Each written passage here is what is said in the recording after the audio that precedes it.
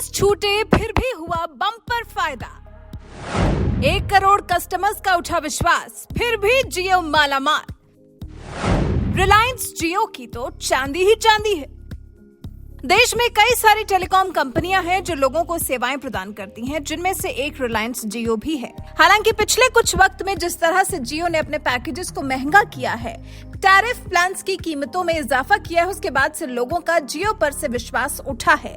लेकिन उसके बाद भी कंपनी को बम्पर फायदा हो रहा है। जी हां, करोड़ों की संख्या में जियो पर से लोगों का भरोसा उठा है, लेकिन उसके बाद भी कंपनी घाटे में नहीं गई है, बल्कि बम्पर कमाई कर रही है।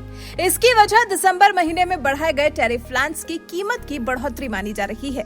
दरअसल रिलायंस जियो ने दिसंबर 2021 में टैरिफ प्लान्स की कीमत को बढ़ाया था।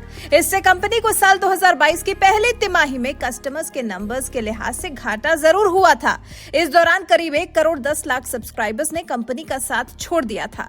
लेकिन उसके बाद भी रिलायंस जियो भारत की सबसे बड़ी टेलीकॉम कंपनी है। कंपनी ने जो लेटेस्ट डेटा रिलीज किया है, उसमें बताया गया है कि कंपनी का नेट प्रॉफिट इस दौरान 24% बढ़ा है और प्रॉफिट हुआ है 4,173 करोड़ रुपए। माना जा रहा है कि ज्यादा टैरिफ, सब्सक्राइबर मिक्स और FTTH सर्विस की वजह से ही कस्टमर्स ने कंपनी का साथ छोड़ा था। हालांकि उसके लिए कंपनी ने तैयारी कुछ ऐसी की थी कि 1 करोड़ से ज्यादा कस्टमर्स के जाने के बाद भी कंपनी बम्पर प्रॉफिट में है। कंपनी ने कहा है कि कंपनी का ईयर ऑन ईयर रेवेन्यू % बढ़ा है। टैरिफ बढ़ाने के बाद करीब 1 करोड़ 9 लाख कस्टमर्स कम हो गए।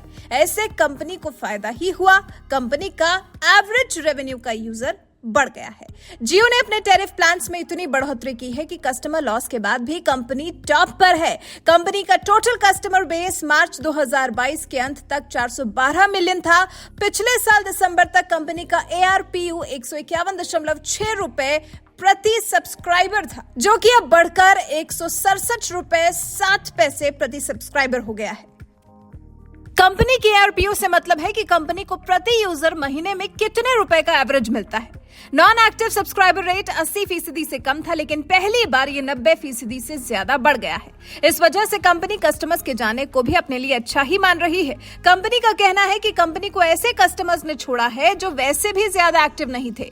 एक रिपोर्ट के मुताबिक कंपनी का एक्टिव सब्सक्राइबर रेट भी बढ़ा है। इस टाइम पीरियड के दौरान एवरेज डेटा और वॉइस यूज प्रति यूजर 19.7 GB और 968 मिनट प्रति महीने बढ़ा है। और ऐसा बिल्कुल नहीं है कि सिर्फ जियो के ही कस्टमर्स ज्यादा थे तो कंपनी ने अपने टैरिफ प्लान्स की कीमत को बढ़ाया, बल्कि अन्य टेलीकॉम कंपनियों ने भी पिछले साल अपने टैरिफ के रेट्स को बढ़ाया था। जियो का तो साफ कहना है कि कंपनी अपना एवरेज रेवेन्यू पर यूजर को बढ़ाना चाहती है। इस कारण कई लोग सेकेंडरी सिम को यूज कर रहे थे, उन्होंने अपना नंबर बंद कर दिया या सस्ता प्लान देने वाले टेलीकॉम ऑपरेटर की तरफ चले गए। वैसे आपका जियो कंपनी को हुए इस बम्पर फायदे को लेकर क्या कुछ कहना है? अपनी राय हमें कमेंट कर जरूर बताएं।